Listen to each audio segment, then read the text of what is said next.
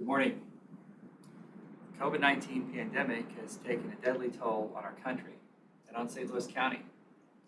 With over 300,000 dead in the United States, including nearly 1,200 county residents, the arrival of a vaccine into our hospitals this week brought with it a significant boost. The brighter days are ahead. The reach of this pandemic has been greater than any of us could have imagined and has created three crises: a public health crisis, a humanitarian crisis, and an economic crisis.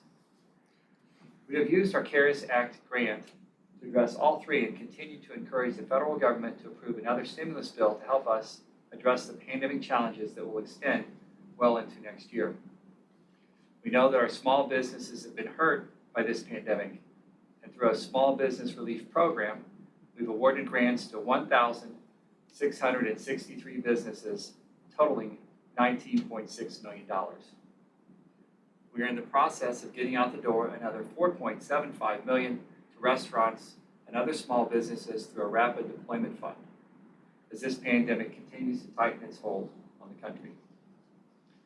This summer, we eased restrictions for restaurants on signs, outdoor dining spaces, and putting up temporary structures to help with curbside and delivery service.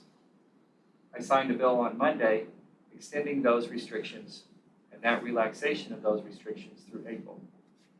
They were set to expire at the end of this month. I created an economic rescue team which developed a plan for a long-term economic recovery, focusing on four areas: minority and immigrant-owned businesses, small business and industry, community development, and workforce development. The rescue team's report, written with results of a small business survey, will help guide us into 2021 and beyond. We will post that report at stlcorona.com this week. We also have been looking at our existing economic development structure. One of the first things I did when I took office last year was rebuild the St. Louis Economic Development Partnership, an agency abused and compromised by my predecessor. I appointed 5 new members to the board, and the partnership is under the leadership of a new CEO, Rodney Krim.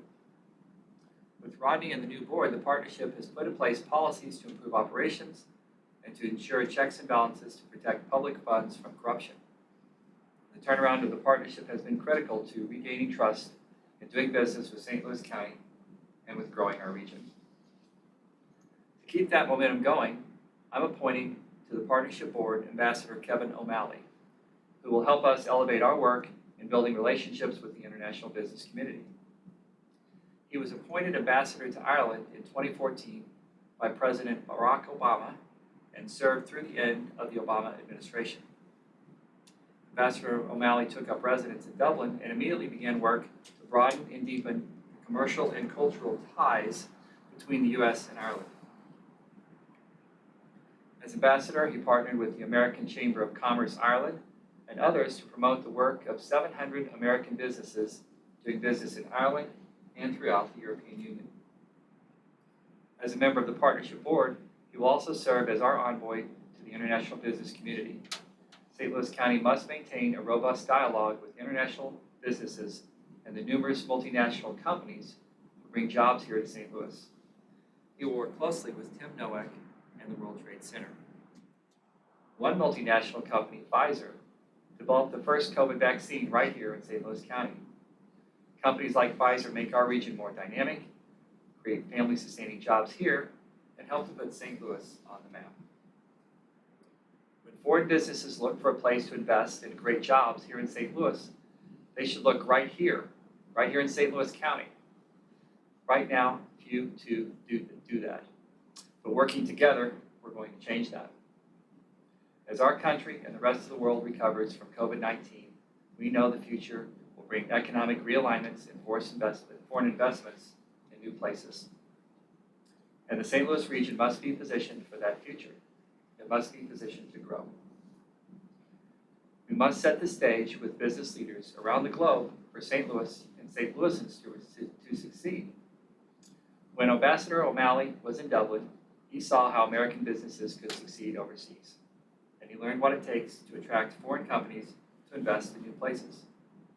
Those lessons learned will inform his work in his new role. Technical challenges prevented Ambassador O'Malley from joining us, but he will be available for media interviews later today. I know he is looking forward to working with our region's civic leaders and to make St. Louis everything it can be. And I'd be glad to answer any questions. Dr. Page, we have a few from Channel 4 on vaccines. What is the county doing to acquire more vaccinations so we can get the economy going quickly? So the question from Channel 4 about vaccine availability and vaccine timeline.